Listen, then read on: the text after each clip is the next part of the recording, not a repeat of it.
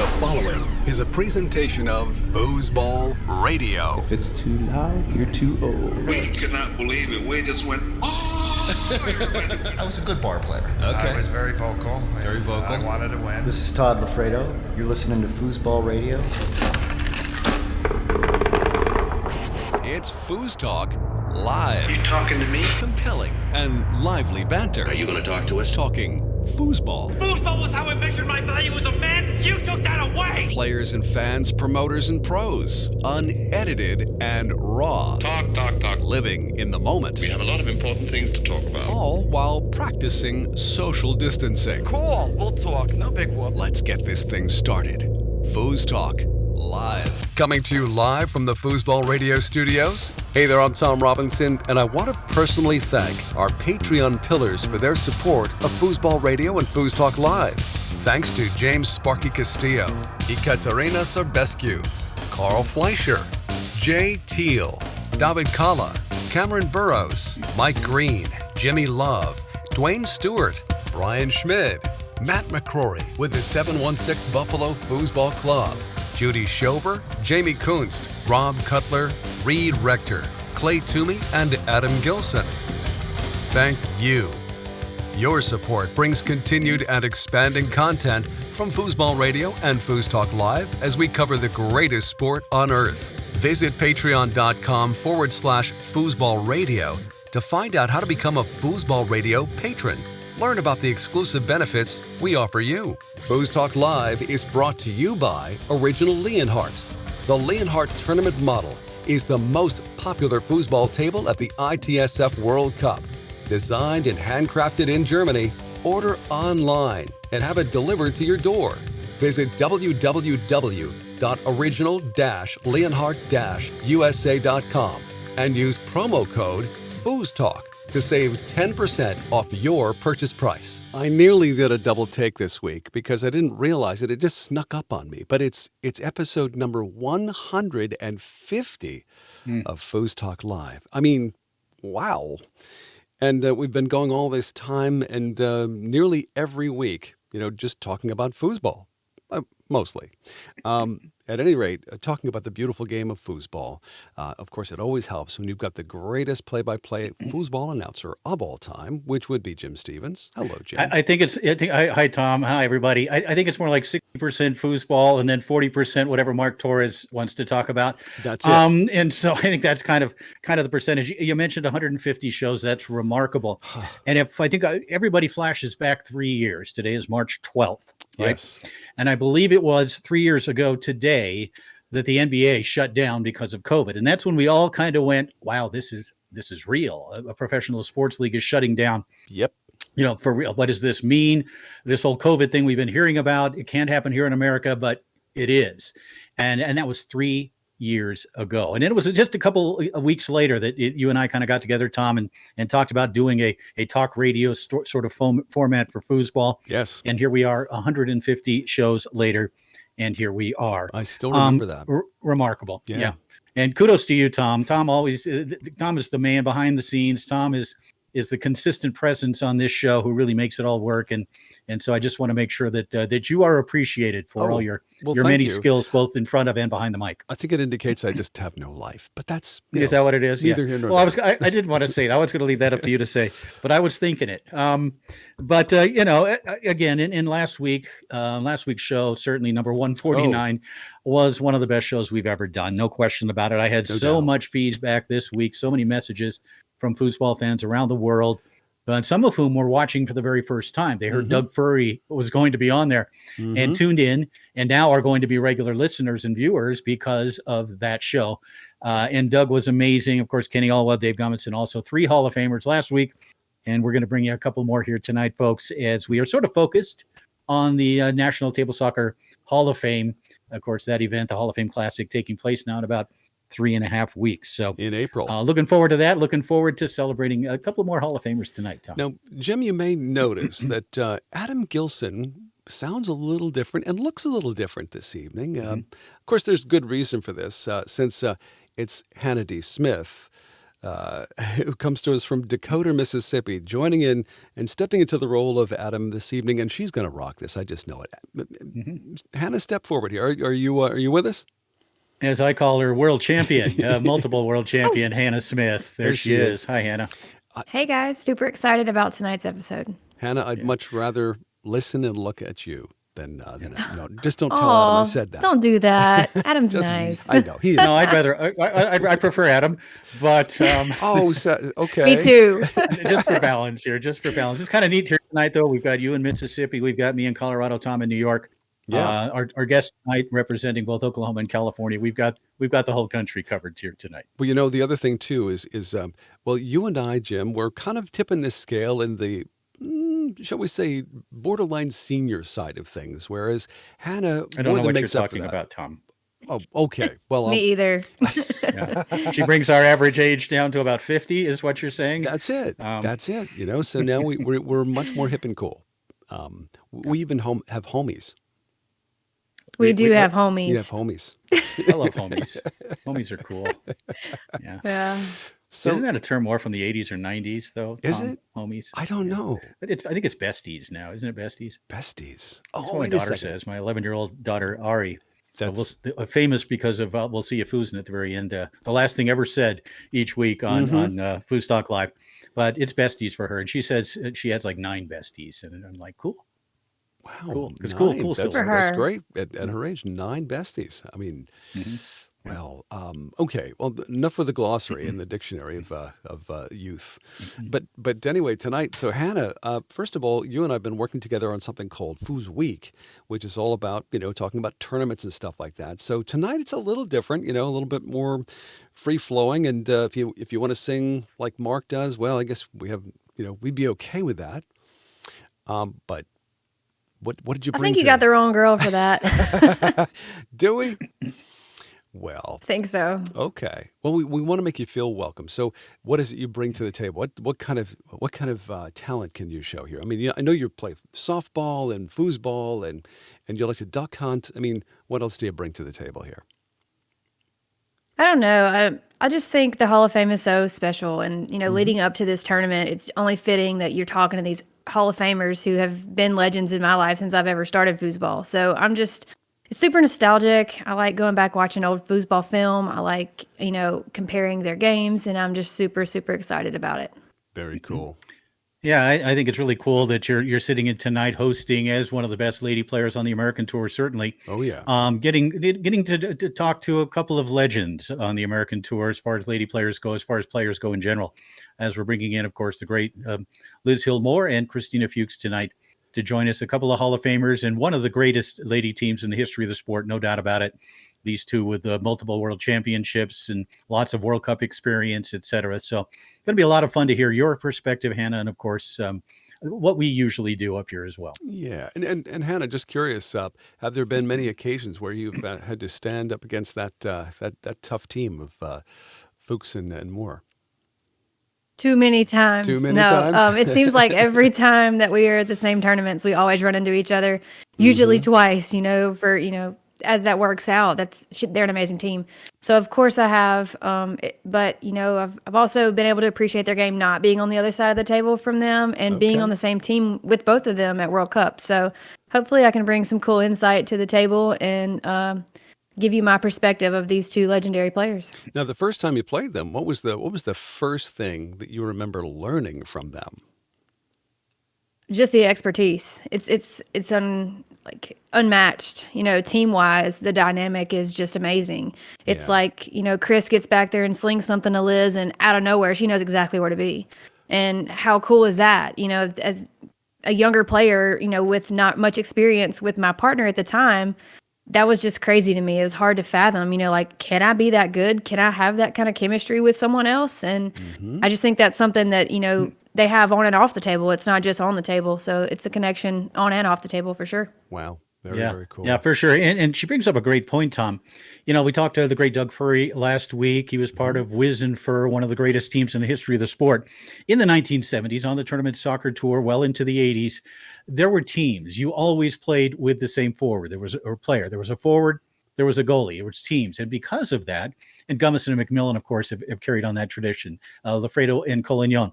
But like Hannah said, Liz knows exactly what Chris is going to do. She knows where to be. She knows how that ball is going to come off the back wall. She knows to be in position to catch a pass.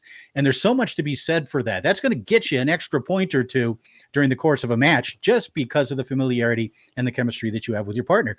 And to some degree, that's kind of a lost art as players, I think, going back maybe to the early 90s, began to mix and match and play with different partners, sometimes two forwards together, two friends together, two great players playing together, great singles players, great forwards. And I think it's a bit of a lost art. It carried on again by Gummison and McMillan for the most part. Right. But it's something that maybe it needs to be looked at again as far as success in doubles competition. Wow.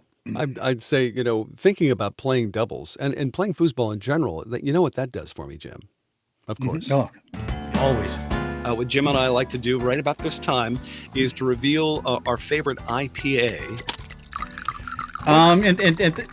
Go ahead, Tom. I was just going to say, you were kind of warning me in advance of today's show that you found something really special this week. Well, yes, I did. And last week I was on the West Coast up in Northern California, one of the best breweries in the country, no doubt about it, Russian River Brewing. I'm hopping back to the East Coast, and it's hard to stay away from New England. It really is right now. And I've talked about it on the air here. And again, thanks everybody for all the cards and letters. And again, talking about not only how much you enjoy Doug Furry, but also how much you enjoy this particular segment every week. But I'm going back up to Vermont this week, to New England, to the Burlington Beer Company up there in, this is actually in Williston, Vermont, which I'm assuming is a suburb of Burlington. Yes. Yes. This is called Intangible Tides. There are so many beers, craft beers in the world that these days it's like your Wi-Fi password. They just take two words and put them together, whether they're related or not. This is Intangible Tides. Ooh. Tom, this is a triple IPA. Triple? Yeah, I'm going to let you digest that just for a minute. Now, is that a 16 or 20 ounce can of triple IPA? This is a 20 ounce can. Actually, no, it's a pint. It just looks taller. It's a pint. It's 16. Well, we'll forgive it's a you triple IPA. Now, you know what the danger with triple IPAs are. I do. 20 ounces? It's only 16. 16? But okay. It is 10% alcohol by volume. This is, I've only got one of them. I've got one because if you have two, Jim would be leaving early tonight, even earlier than I'm already going to leave. And you shouldn't be driving. So I'm going to crack this. I'm looking forward. There's just rave reviews. This is considered one of the best beers in America. And we're going to tell you if that's true here in about 6 seconds. Awesome. Again, it's the hazy color created by the great brewers up in New England. Look at that. Always want to get the bouquet.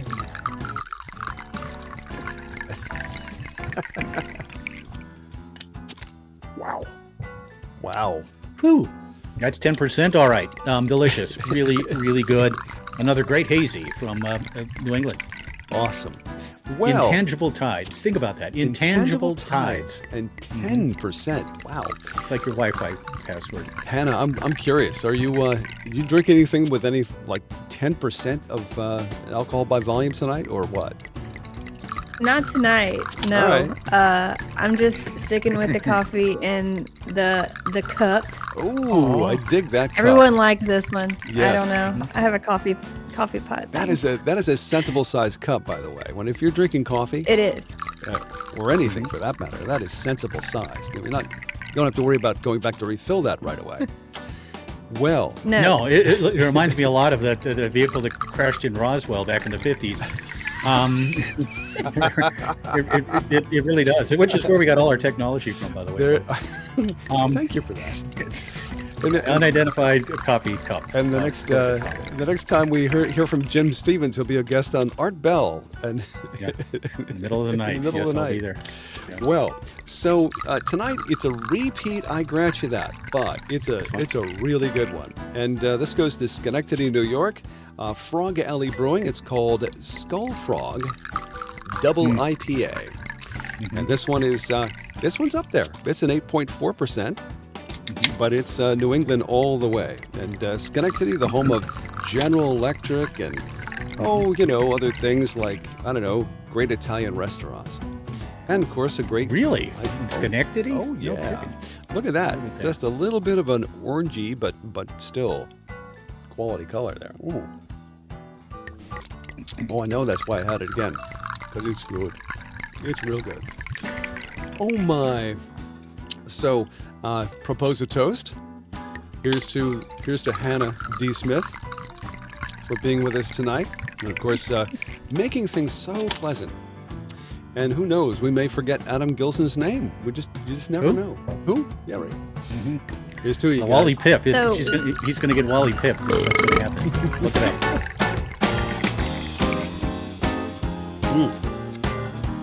Schenectady, New York. Well,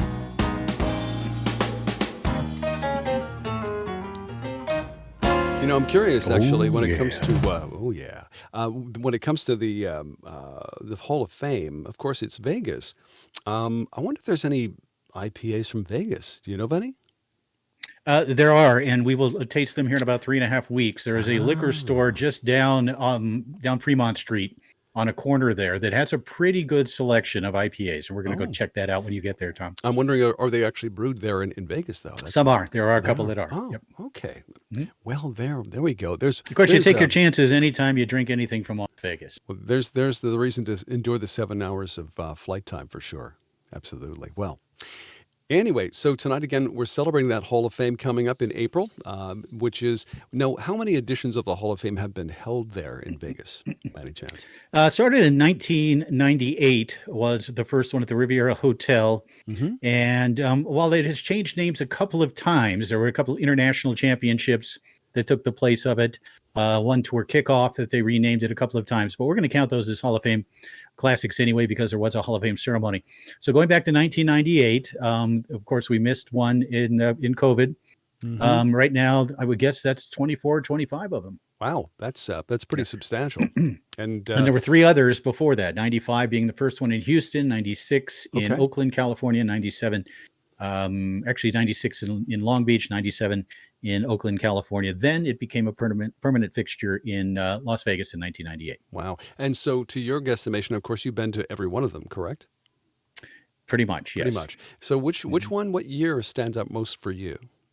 Well, I think it has to be 2006, when it was the year that Cindy Head was inducted, and it was also the year that I was inducted. And it was, they surprised me with it.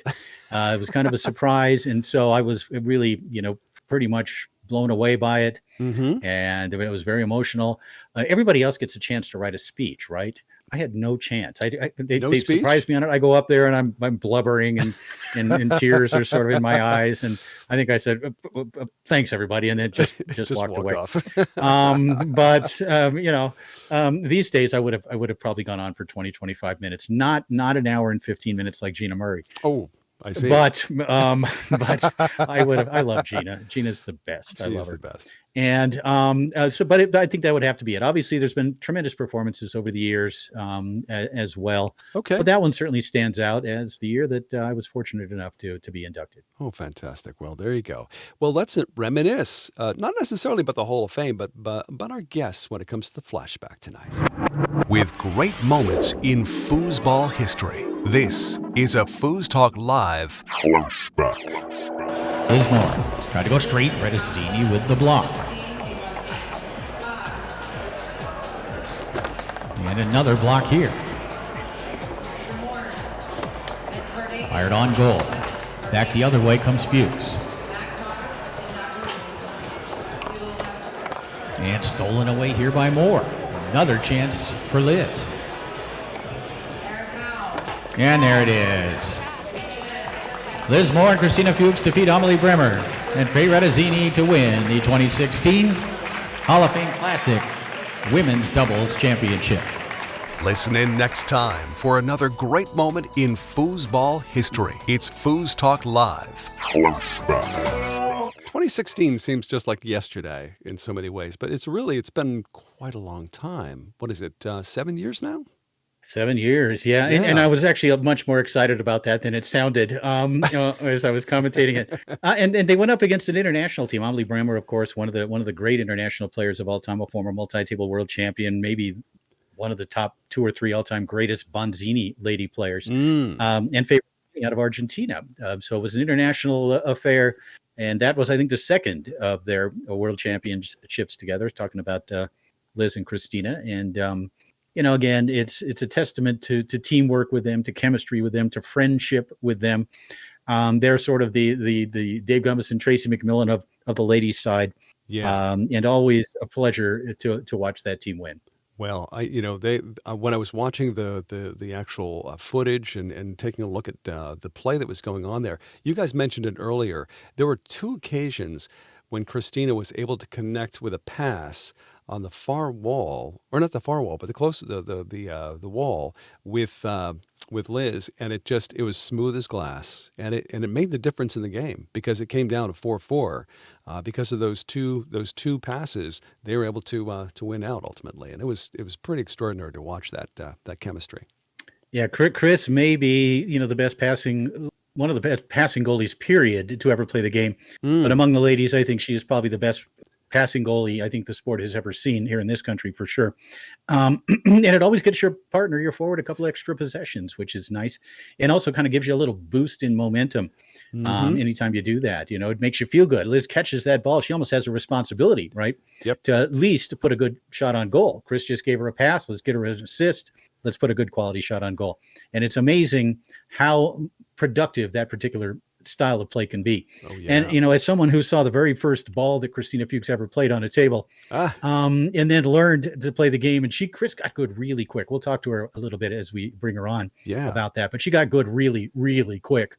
And one of the things she did so well was that little tic-tac pass where you brush it to that far man on the far wall. And she made a living off that. Her defense, again, great defensive goalie, and then the ability to clear the ball and pass the ball and get that clutch shot here as well. Have always been a big part of Christina's Hall of Fame career. And great pleasure to watch, no doubt about it.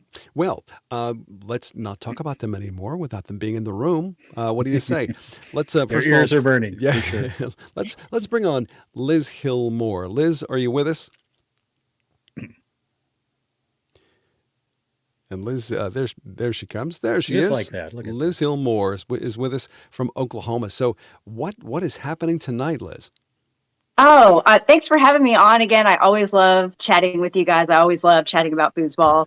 Don't necessarily always like to talk about me, but going into the Hall of Fame, it's super cool to be here with you, Tom and Jim and Hannah, of course. Yeah. And obviously, Christina, my Fuchsie. Yeah. And do you still remember the first time you played with Christina? I do. It was actually, she always remembers the details better than I do. But it was a tournament where I showed up and I didn't have a partner. And I was hunting for a partner, and I had several people asking me to play, and she never asked me to play. Huh. So okay. She was the one I ended up playing with, but I'll have her give her version of the story because it's way better than mine. But I do remember playing with Christina, and she was phenomenal the very first time we played. She was an expert player, I believe, maybe even an amateur. I'm not really sure. I had already had, quite a career already. I was a pro at the time, and she played amazing. And I was like, okay, I can see something happening with this. Right. So you knew there was some kind of chemistry that was going to last. Absolutely. Yeah. Very cool. Well, what do you say? Let's bring Christina on. Christina, join us for FoosTalk Live. We really appreciate you being on tonight. And there we go. There she is, just like that. Look at that! Look at that scene. Look at magic. That behind Christina. That is the Hall of Fame list. That's fantastic right there. Wow, that is really cool. Welcome, Christina. Welcome to FoosTalk Live. And thank you for having me. We're so happy to have both of you guys on tonight. So you fill in the details here. The first time you and Liz played together, what was that like? Do you remember? That wasn't the first time. That was the second time. Oh, really? That was North Carolina. The first time was 1994, Chris McDonald Memorial in El Paso, Texas. Oh. And Liz wasn't feeling well, and I had taken her to the emergency room. And I didn't have a partner. She didn't have a partner. So we played together. We took second. After going to the That's what emergency room? Yes. And why? What was that? Was it some kind of just? Was it an accident? What happened? Why were you in the emergency room? I wasn't in the emergency room. She was. Yeah. I was almost forced to take her. I didn't know who she was. Let's just say I was having a really bad day. But the emergency room doctor was very cute. I do remember that. She remembers and that. I also remember, this is actually a funny story. We're going to divert just for a second. I remember we were staying in some Roach motel where there was very little hot water, and I managed to get one leg shaved where the other one did not get shaved. So here I am thinking I'm going to flirt with this ER doctor. And then I looked down wearing my hospital gown with one very nice shaved leg and the other one not. And I'm like, okay, we're not doing this. But Christina, who didn't know me, was so willing. Yeah. So there's that. Wow. I mean, I could have just dropped her off at the door and waited in the car or waited in the in the waiting room. But I actually went inside with her. Nice. Wow. Yeah. Now, when did you realize there was a chemistry between the two of you, Christina? I guess that weekend. That weekend? I'm sorry, excuse me. Yeah. Yeah. Give me 1 second. I'll be right back. Sure. Oh, she has something. I think she needs to show us more than likely. But no, I don't need to show you. I need to hide something. Yeah. She's trying not to show us something. Oh. Yeah, I remember that tournament as well. The Chris McDonald actually went to that tournament as well. Not to commentate, though. I was there in I think I basically played a couple of events there in El Paso with that great El Paso crew down there. I did not remember. Now Liz remembered the details about her shower more than she remembered meeting Chris and that whole episode. But great, good on you there. But yeah, and Tom, that was sort of the beginning. They began, I think, after that. It was they sort of ramped it up before they really had tremendous success in the 90s and on into the 2000s, 2010s, et cetera. Wow. Well, yeah, I think especially when it comes to an establishment of a great team that goes on to win many, many times. I mean, I'm always curious about, how does that all start and how do you realize that there is chemistry? Is it something that's instantaneous, or is it just something that evolves over time, Liz? Well, I can say with Christina, playing with her the first 2, 3, 4 times, one of the things that she just did so well was the fundamentals of foosball. And I mentioned that, she wasn't a pro at the time, but everything she did well. A pro could have done what she did, or even, a different level of player if they were to just do the fundamentals well. And she just did them so well. I was just impressed by that. And it just kind of gave me confidence and trust right off the bat. When you have a partner that understands the fundamentals of foosball, keep the ball in your area, put up the best defense you can, clear the ball, pass the ball, throwing a shot out every now and again at the right time. She just did all those things so well right off the bat that it was just easy to trust. Trust. I like that. Jim, did you want to? No, I think, with the Hall of Fame kind of being our theme here tonight, I kind of wanted to, and it's been recent for Christina and her finally being able to accept her Hall of Fame induction. It took a couple of years because she was inducted originally or announced as an inductee during COVID. But let's talk to you first about it. What do you remember about the year that you were inducted into the Hall of Fame? Take us back to when you first heard that you were going to be an inductee for that year, and then eventually, getting up on stage and accepting your induction in Las Vegas. Sure. So it was, it took a while to really sink in. I think even still now today, I still have to process the fact that I'm a Hall of Famer. It was, of course, an honor, and I was delighted, happy. I mean, all the emotions, you might imagine one would feel when they find out that they're going to be inducted into the Hall of Fame of whatever, of anything. But it was just a really great feeling. And when it happened, of course, I was super nervous. I love to talk, but talking in front of crowds is not natural for a lot of people. But it was just such an honor to be there, and it just felt really great. I still love foosball so much. It's a little bit different now, but I like when I look back on speaking in front of everyone, it was just like so surreal. And again, I still sometimes think about like how special that moment was, and it's still sinking in. It's like, wow, I'm in the National Foosball Hall of Fame. That's just so cool. Yeah, and Christina, what about you?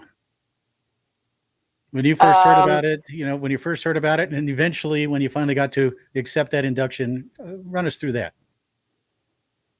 When I first heard about it, obviously the first reaction is like, wow, I made it. And not even thinking, I mean, of course you think, with all the titles and, my play that, you think you'd be able to make it. And then when you actually do, like Liz says, it took a little while to sink in.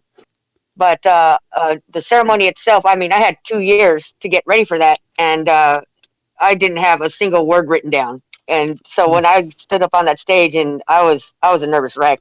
I mean, I kept on hitting the podium, and the microphone's on there. You can hear thump, thump, thump, and I'm asking Liz like, what was I going to say? I have no clue. I mean, I was a nervous wreck, so I kind of tried to get out of there as quickly as possible, really. And I didn't want to take an hour and 15 minutes. And I think it took maybe about 7 minutes total, if even that. But yeah, I mean, it's an honor. Really good. I mean, it's awesome. It was really good. Hannah, are you taking notes here? Because that may be you someday here in the next 10 or 15 years. And I'm sure Hannah, I'm sure Hannah has some questions as well.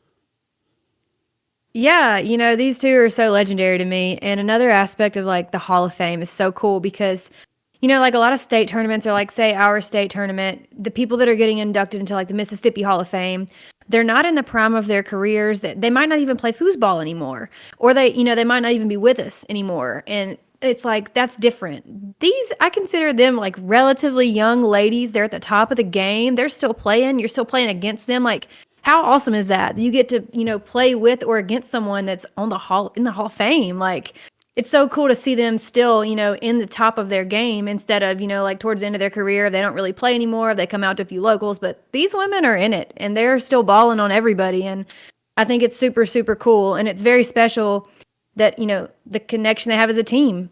I think it was really cool watching Fuchs get inducted and Liz as well. That 2016 match you guys talked about versus Amelie and Faye. We actually watched that before Worlds, and their team chemistry is just as tight now as it was then. They haven't skipped a beat. They're still on it, and that's really, really legendary to have something that special connect you through those years of foosball. So they're definite legends, and I'm taking any notes I can. So maybe one day I can achieve the same thing as those two. There was a point. Well on her way. There was a point, Tom. The Hall of Fame originally, Johnny Lott created the Hall of Fame in 1986, and inducted, I think, 10 or 11 players, and then didn't continue with it. Right, it didn't continue until Steve Murray and I revived it in 1995. And one of the stipulations was you had to be retired. Okay, and that's how it is in many Hall of Fames: baseball, football, basketball, hockey, etc. You have to be retired for 5 years before you can be considered for induction. But in foosball, players don't necessarily retire, right? They go on. And so for years I said, look, this is a sport, when I was talking to the higher ups, that we need to be able to induct active players, current players, because these players continue to play. Well, how do you determine if someone is retired, right? And finally, in 2005, we talked those powers that be into allowing active players. And of course, at that point, Todd Lafredo went in immediately, right? That was the first year. Yeah. Once he became eligible, he went in. So it is, like you say, Hannah, what a thrill it is to be able to not only market Hall of Fame players, but then, from a sport point of view, but also for players to be able to compete against them or with them on the table. And it really is, I'm sure, a thrill for young players, for up and coming players, to be able to go up against a team like this, against players like this, and compete against them. And just because they go into the Hall of Fame doesn't mean they're not going to go on and win more championships. And so I don't know if there's a question in here, I guess, just kind of reflecting on the fact that now when players do go in, and this year, of course, Scotty Weidman and Liz Smith are going into the Hall of Fame. Gina Smith. I'm sorry. Gina Smith. Yep, Gina Smith, multiple world champion, and of course Scotty Weidman, who we've been lobbying for years to go in.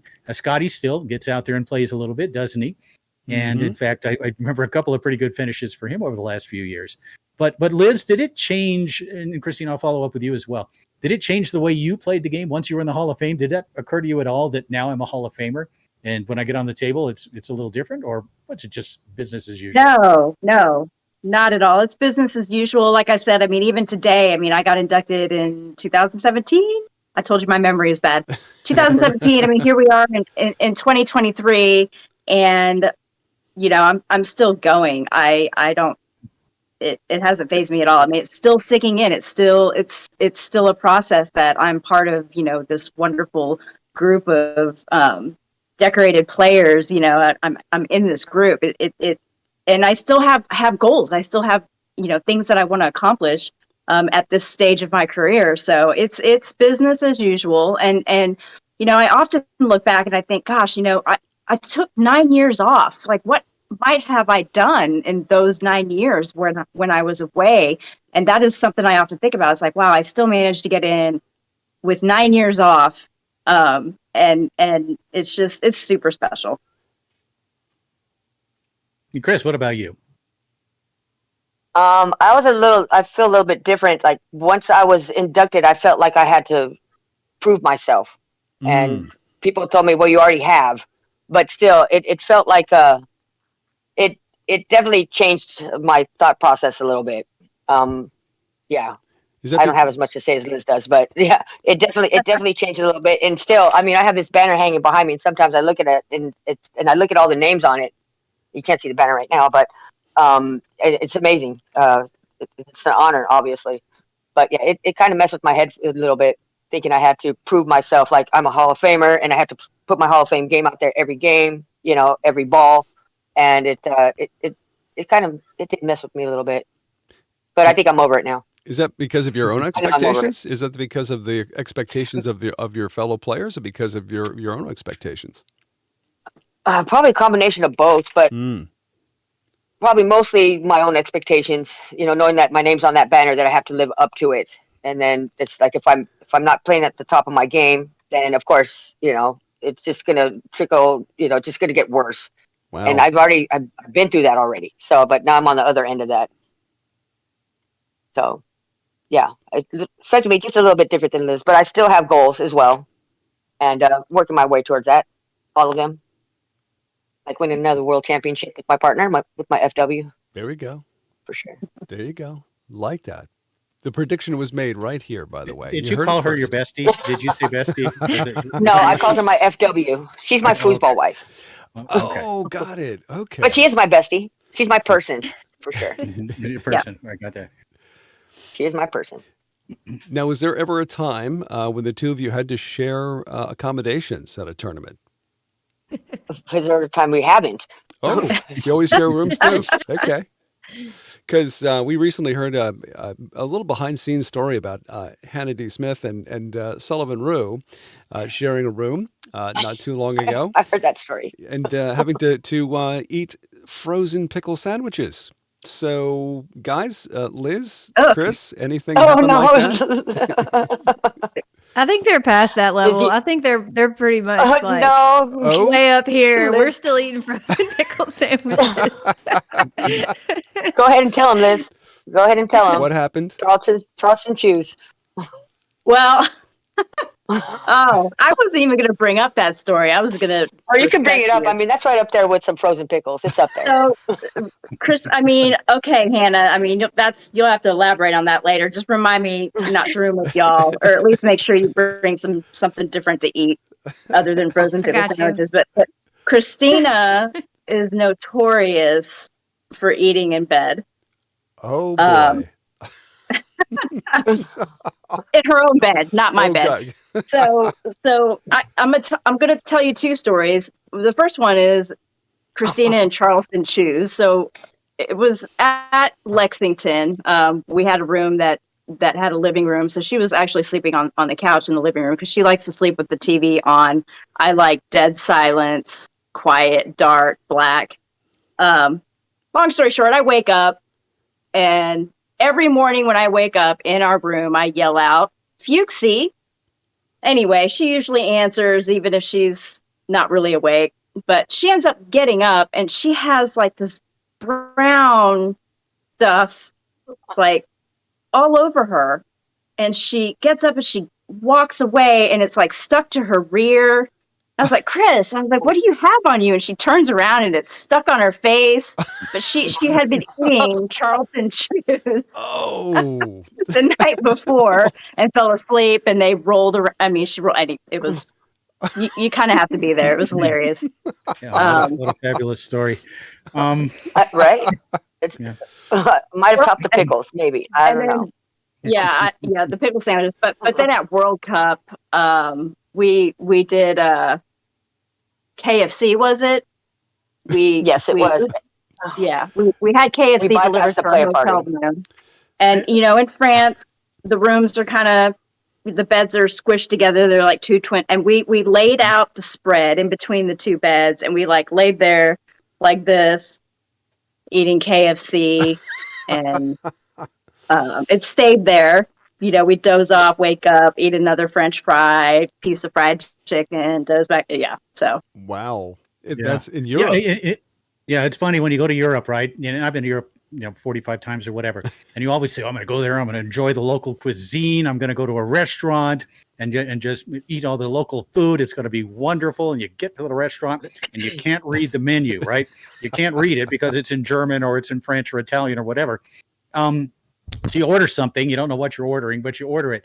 But after you leave there that night, from then on, you look for the McDonald's, you look for the KFC, you look for the Burger King, because you know what you're going to get for the most part there, even though it's a little different. And so, it is a challenge to eat in Europe. Finding that KFC, that was a real coup. And that shows a very experienced foosball traveler for sure. KFC in Europe? Okay, to be fair, it was the only meal that we had that was like a U.S. meal. I mean, we had eaten local the whole time. That was the last night. So we'd been there for 7 nights, Chris? Mm-hmm. Like, it was the last night. It was. We actually chose KFC over the player party. Right. Yeah. Whoa. Oh, wow. That's something. Those player parties can be awesome. And the other thing, Tom, if you've never traveled to Europe, the hotel rooms in Europe are about the size of a large walk-in closet.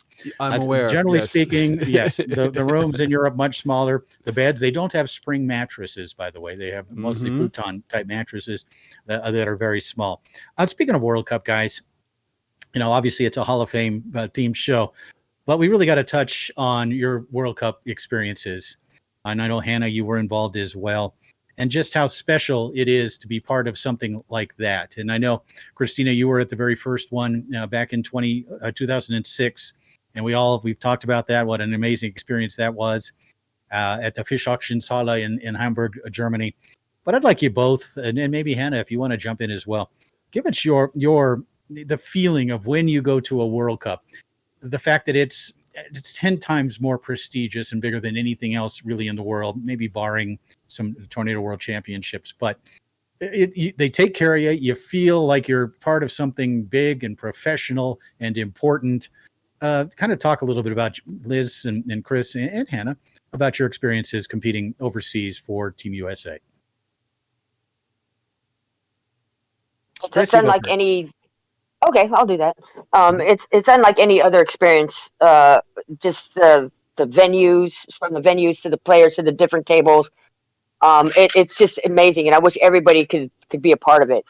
Obviously, we know you have to either qualify for a World Championship event, but then the World Cup, you're selected by your peers, and then you get to play with people you normally play against on a team, and it's just the camaraderie and the rivalries that we may have created over the years with other teams, Hungary. But yeah, I mean it's great.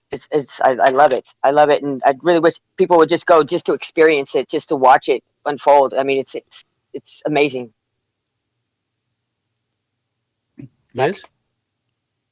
Yeah, I would agree. I mean, that clip that you showed, Tom, I actually couldn't see it when it was the Hall of Fame clip where Amelie and Faye were playing against Christina and myself. Christina and I played Amelie for the first time in 2010 World Cup. Is that right, Christine, or was that 2011? 2010. 2010. I'd never gone before. This is after I'd just come back from being away from the tour for 9 years, and then to go to that World Cup for the first time. I didn't even know that stuff existed when I came back. And Christina and I played Amelie for championship.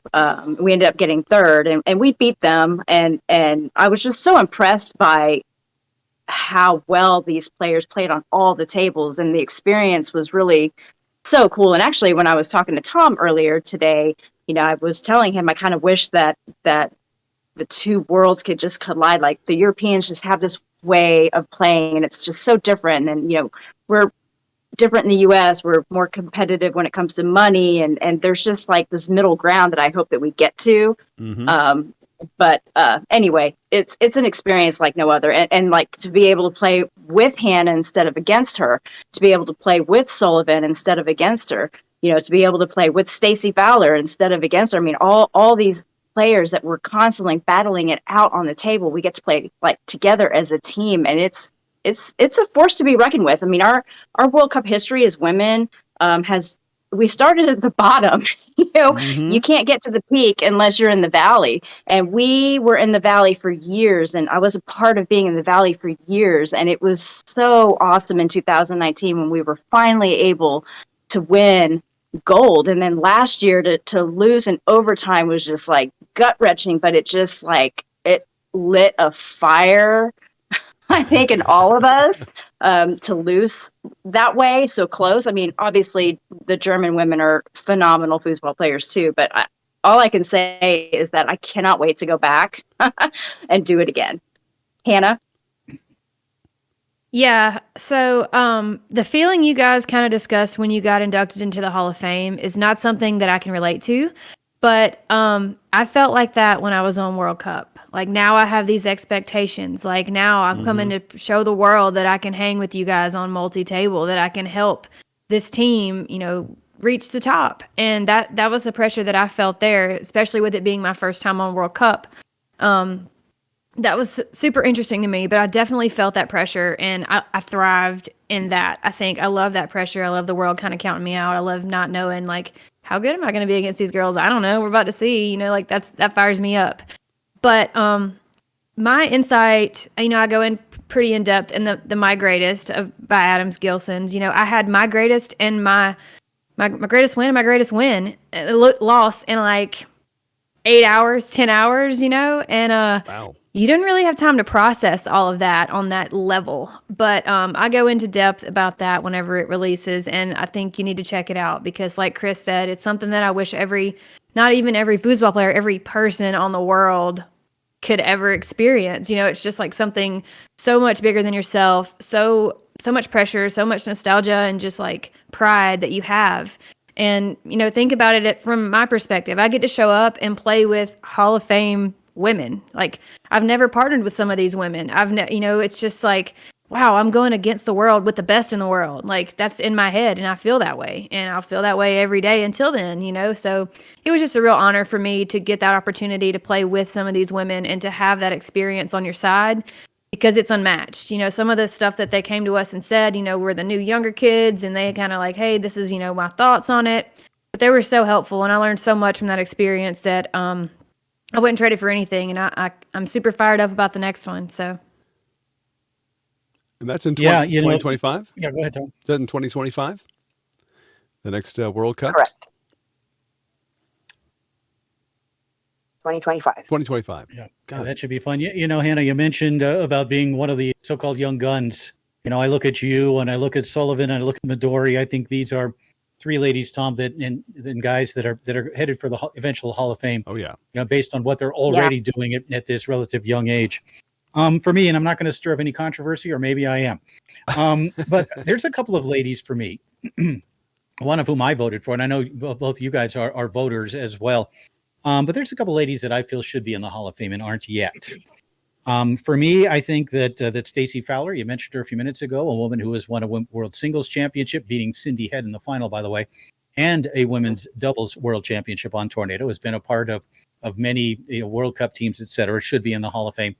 And then Joyce Stewart, who remarkably won 9 world championships. Wow. On the American tour, 9. And playing with great players. But anytime you win 9, and she was totally a goalie, pure goalie. But for me, that's who I voted for this year. And I've also cast a vote for Stacey previously. But for me, those 2 ladies need to be in the Hall of Fame in the next couple of years. And I'd like to get your impressions as 2 players, Liz and Christina, who competed against both of those ladies many times. I'd like to get your impressions on what you think of those 2 potentially being future Hall of Famers as well. Yeah, I'll go ahead and speak to that. I mean, there's no doubt both Joy and Stacey should be in the Hall of Fame. And I want to specifically talk about goalies. I remember sitting next to Bobby Diaz the year Terry Moore got inducted into the Hall of Fame. And I can't remember what year that was, but let's think about how many years it took for Bobby to get in. So I want to kind of just talk about goalies. And this is not to take away from Stacey, because I think Stacey's a phenomenal player and she absolutely deserves to be inducted in the Hall of Fame. But goalies kind of get a little bit of the back seat, no pun intended there, that they're in the back. But, I want to say that before Christina was my partner, I had a very long time partner, Melanie Tosh, who I didn't win all those women's doubles titles alone. We won many women's doubles titles, and she was my goalie, and she's somebody else that I would like to say deserves to be in the Hall of Fame. So no doubt in my mind that Joy Stewart for sure. I mean, when you have 9 world championships, many of them in a row, playing goalie, there's no doubt she should be in. And Stacey Fowler, I mean, she's been around a very, very long time. She's a World Cup team member. She's one of those sages. She's so smart. She's won world championships. She's been on the World Cup team. She's still so competitive. No doubt she should be in. Chris? Oh, yeah, I agree with everything that Liz says. As a matter of fact, we were just talking about it just the other day about who was being inducted this year and who we think, or at least who I thought, should be up here within the next year or 2. I mean, depending on how if you're gonna do just one or retire, however you do it. But definitely Joy. I mean, again, 9 world championships, and yes, she won some with Moya and with Federico, but she does her job back there. I mean, she's so smooth, and she always kept her composure, and she's a great shooting goalie and defensive as well. And Stacey, I mean, she seems kind of quiet, but man, when you see her on a World Cup team, there's a whole new fire to that girl. I tell you, she is something, a force to be reckoned with for sure. So yeah, I mean, if I could vote 2 people right now to join this year or to be put in next year, I'd totally vote those 2 in. Yeah, and going in this year is Gina Smith. Looking back on her record, most of her work was done in the 80s. She won 5 world championships in women's doubles. Wow. Playing predominantly the goalie position as well. So it's nice to see that. Yeah. Mm-hmm. And so it's nice to, and on both Dynamo and Tornado as well. So that, and there are only a handful of players who can say that. But you're right, Liz. I think to some degree we forget about the goalies, right? Scotty Weidman going in this year won his 2 back-to-back world championships with Todd, predominantly at the goalie position. A couple other finals appearances as well. Although Scotty also had a pro tour win in the forward position. But again, and I'm going to ask you this, and I don't mean to ask all the questions. I look forward to Hannah's upcoming question as well. But talk a little bit about the 2 players going in. I know neither of you, I guess Liz, you had some experience against Gina. I don't think that Christina did. But certainly you guys both fully aware of Scotty Weidman. And it took a long time for Scotty to get in and probably shouldn't have. Yeah. I mean, I played open mix with Scotty a time or 2. I've watched many open doubles matches that he played in. Definitely deserves to be in. I'm super glad to see him going in this year. And Gina, I didn't play her much, but I did play her. And I do remember she was a solid goalie. I remember when I first started playing on tour, that she was a veteran. She was one of the veterans, and she had been around for a while, and she was a tough goalie. And I'm really looking forward to seeing her because I haven't seen her in so very long. But I mean, both players definitely deserve to be in. And when you have 5 world championships, that speaks for itself. I'm sure there are many other titles that she has that, you didn't mention tonight. So super excited to see them both go in. I never had the opportunity to play against Gina Smith, but I've only heard good things about her and with her 5 world titles. And I understand it wasn't that long of a career that she had. That's what I understand. I mean, she didn't play for like 20 years and get 5. It was in pretty much a shorter period of time. I only played against Scotty in mixed doubles, and he normally just lit me up, and he just got the ball a ton. But he's as tough as nails, and it's good to see him back out on tour. And he's again a force to be reckoned with. I mean, that 5 bar of his, it gets him the ball, and even if he shoots at the same time every time, he still makes it happen. Because he has that mentality. Goalie, right? Well, I mean, that's what I am. That's your read. Yeah, I mean, that's good. But yeah, I mean, they're both totally deserving, and I'm glad I could be a part of it. And I was able to be part of the voting committee this year, and yeah, I mean, I didn't vote for either. I did vote for Scotty, but I did not vote for Gina because, again, I'm not aware. I voted for Joy this year. Okay. Hannah? I don't get to vote. No, I'm just kidding. Not yet. Maybe No, in about a decade or so. You will. Yeah, maybe someday. But Scotty Weidman, super cool. Super cool that he's still at the top. He was in the finals of open doubles this year. How cool. It was like the old heads versus Costa Rica. Like that was fun to watch. Like I was like, yeah, like let's go. That was fired up, But that's awesome. That's great. Congrats to him. I personally have never met Gina Smith either, but hopefully I can get introduced to her at Hall of Fame, so I would know another Hall of Famer. I think Gina retired before you were born. I think probably. Joy Stewart. I knew Joy when I was back, like when I was like 12, and I was just getting into the game. I knew who she was. She was, at the top. Super nice. She was playing with Keisha then, I believe. But I just briefly know her. I know of her. We're Facebook friends, but haven't seen her in a long time. So, but I would definitely. I mean, anybody that has that many world championships, I don't care if you're playing forward, backward, upside down, whatever. If you're in the championships of that many, then you deserve it, man. That's awesome. Yeah. And Stacey Fowler. Yeah. Stacey Fowler is that woman. She is a different human being when you take her out of America and you put her somewhere else and let her play. That is a fiery little woman. I love her so much. So, of course, I would vote for her for anything, any day of the week.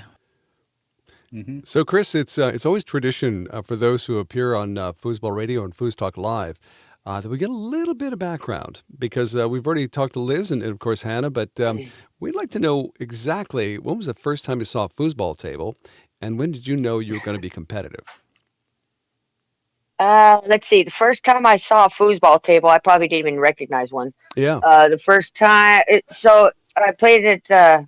So we'll just go back. I'm 21 years old, and I used to be very competitive in any sport. Like Hannah. I mean, I didn't do like high school sports, but I did play a lot of volleyball. I also like to go body surfing, and I play tackle football with the boys and everything. And then I got rheumatoid arthritis. And unfortunately, everything that I had was taken away from me. Wow. So I, somewhat like to frequent a local bar, and I tried pool, but, I'm drinking and I'm not good at geometry, so that didn't work out.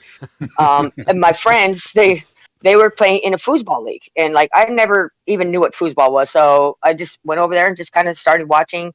And then I was introduced to my then mentor, the guy who saw me play my first ball, Jim Stevens. And he knew that I had arthritis, so he kind of taught me. Like, he brought me over to the table and goes, oh, well, why don't you try? And he showed me how I could actually shoot with an open hand. And he just taught me the concept, like Liz was saying, the fundamentals, and I still try to stick to those 3 as best as I can, which is to stop the slop, keep the ball in my area, and clear the zone. And when it came to blocking, he just said, you have to have an idea of where he's going. Make sure you have a man there when you think he's going to shoot, and just put your man in another hole. And if he, hits the open hole, it's just a good shot. Right. And he said, and then if you score, it's a bonus. So that's kind of how I learned how to play. Cause again, I didn't know how to shoot or anything.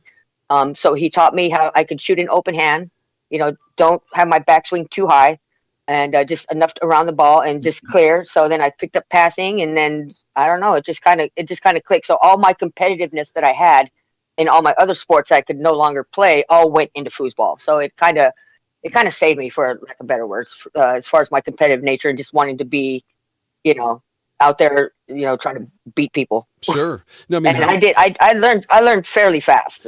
I guess so. I did. Very, It was pretty quick. very. How many Hall of Famers can say they started in their 20s and became Hall of Famers? Not many. Yeah, this coach of yours sounds like a heck of a guy.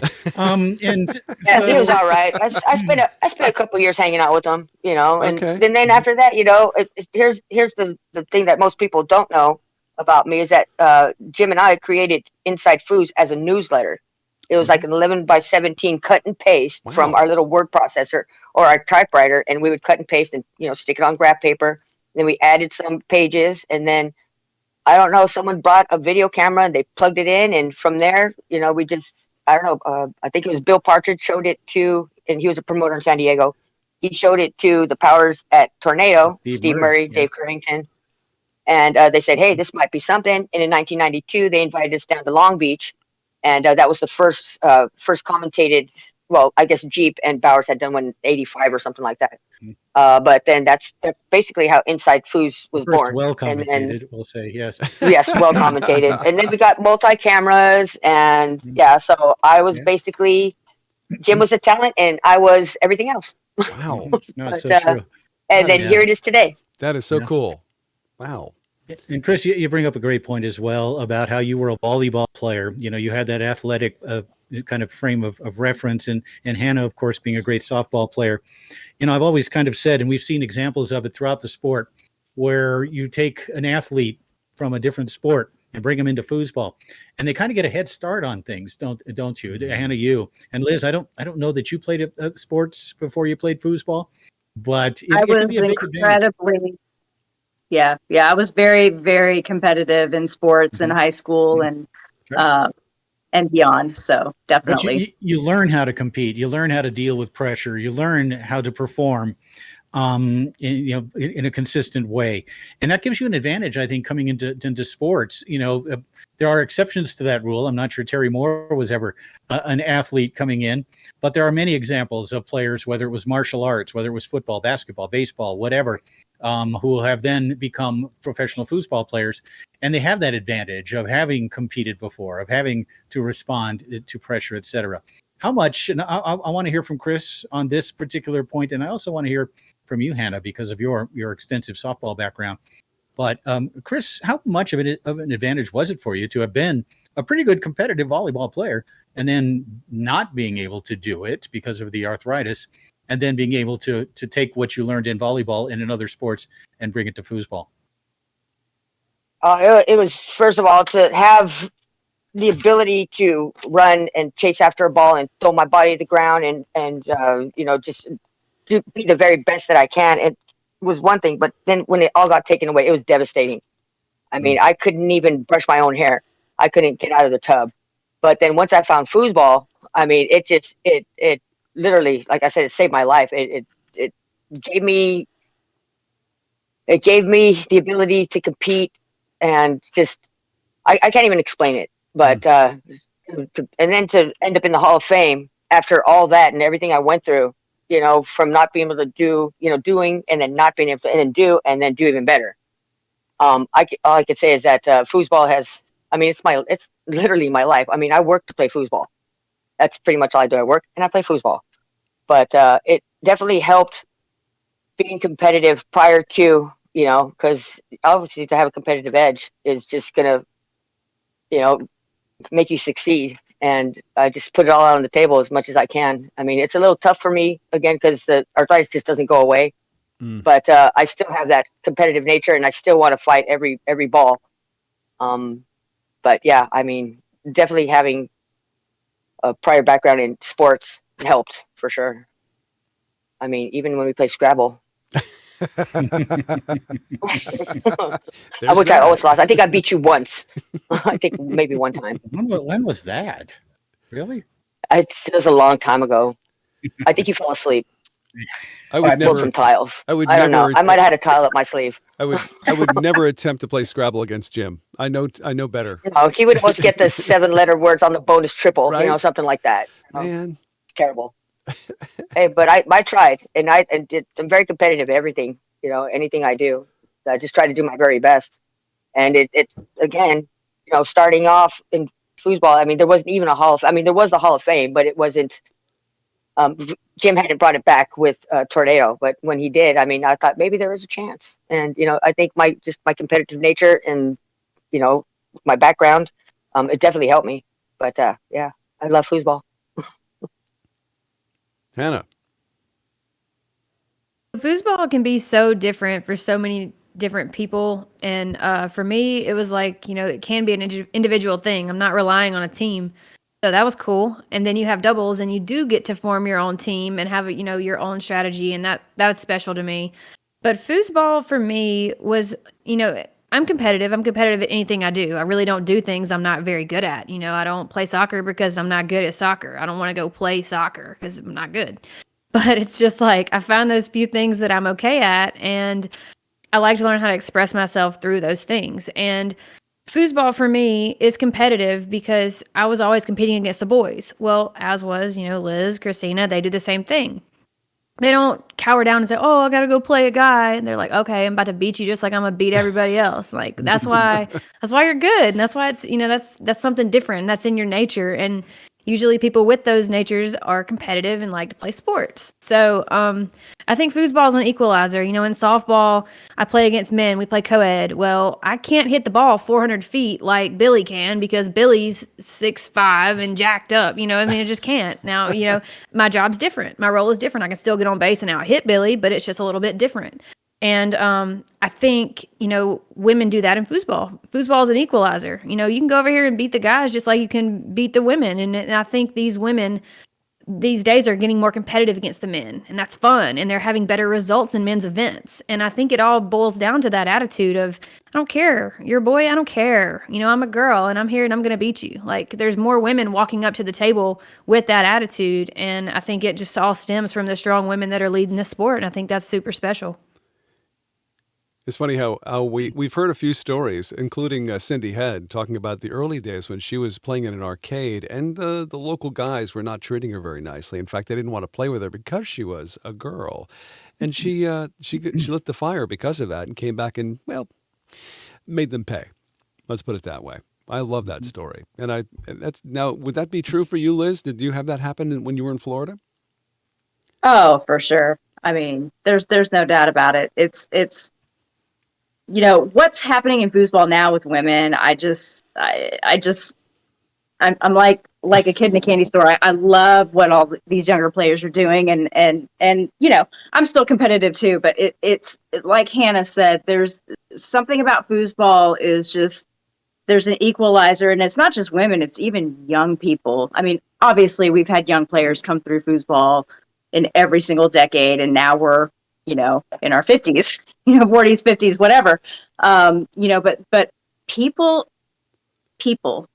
boys, girls, women, men, they're just good now.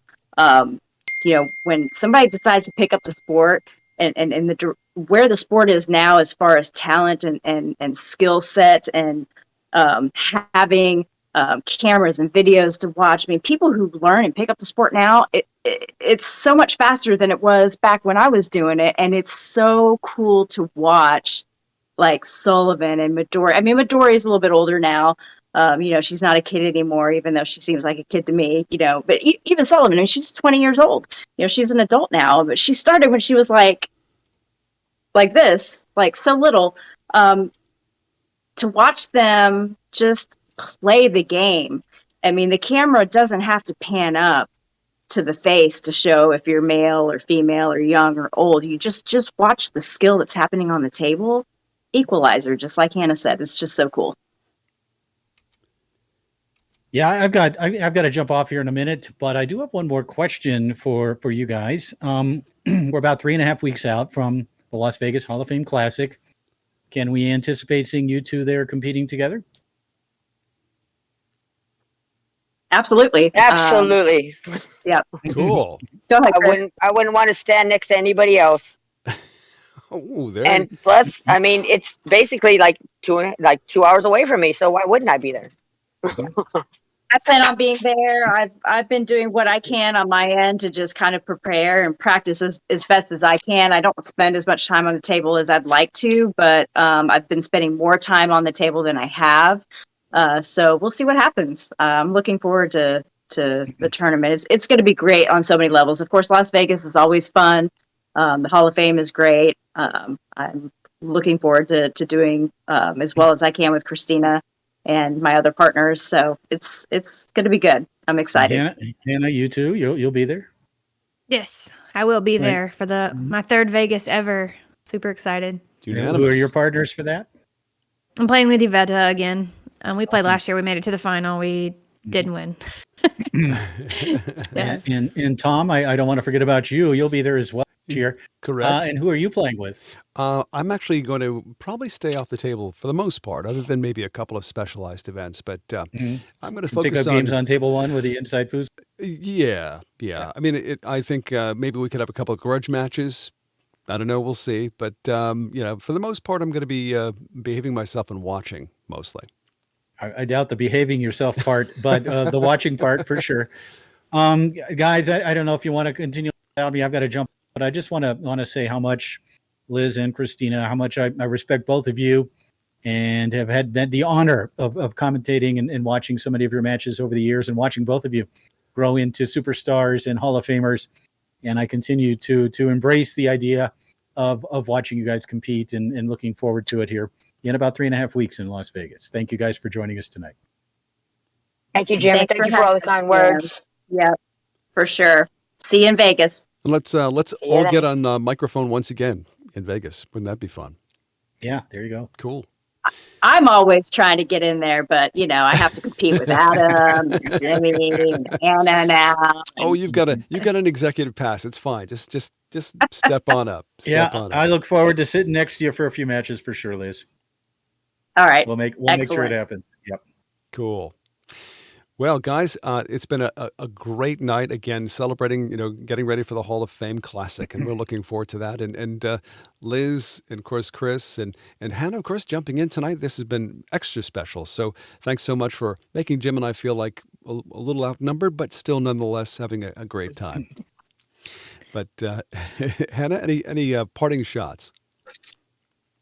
My parting shot is just, you guys are so legendary, and you guys have been at the top since I got in here, and you guys still are. So just keep being awesome. And I appreciate all that you two have done for me in the foosball world and, outside of foosball tables, stuff. Just like, I can talk to you guys about whatever, and you always have some yummy food to let me pitch in and make sure I'm not eating frozen pickles at tournaments. So I appreciate both of you on a real level. It sounds like a delicacy. Don't do it. Sure.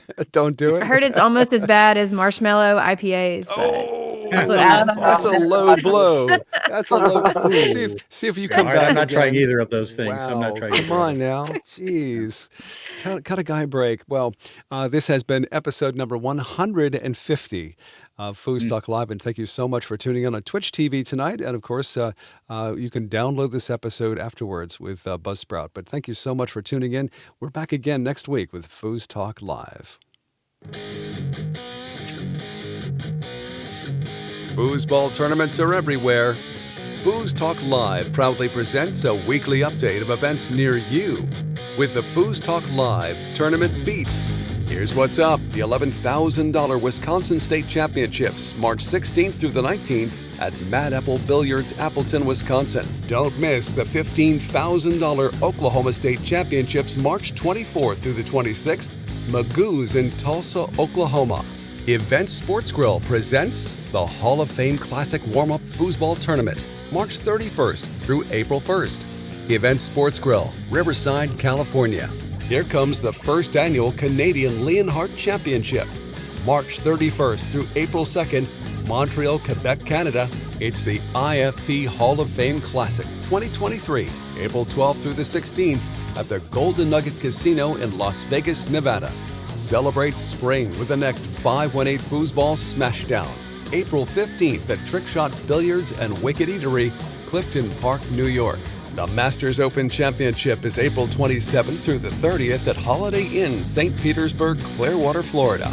Don't miss the $10,000 Illinois State 10th Annual Foosball Championship May 5th through the 7th. Poplar Creek Bowl, Higgins Road, Hoffman Estates, Illinois. Power Kick presents the 2023 North Carolina Bonzini Open, May 19th through the 21st at Snooker's Billiards, Raleigh, North Carolina, all to benefit the Boys and Girls Clubs. It's the Bardo Hearns Celebration Foosball Tournament, August 17th through the 20th at the Kalahari Resort, Round Rock, Texas. Make your plans now for the 2023 Tornado Championships, August 30th through September 4th, Clarion Hotel, Lexington, Kentucky. Each week, we do our best to give you the most up-to-date listing of foosball tournaments near you. If you have an event you would like to add, send us all the details at info@foosballradio.com. Tune in every week for the FoosTalk Live Tournament Beat. FoosTalk Live is a product of Foosball Radio. With gratitude, we recognize our Foosball Radio Patreons. Our FoosTalk Live sponsor, original-leonhardt-usa.com. And thanks to InsideFoos.com for use of their audio during the show. Tune in again next week for another episode of FoosTalk Live. In the meantime, we'll see you foozin'.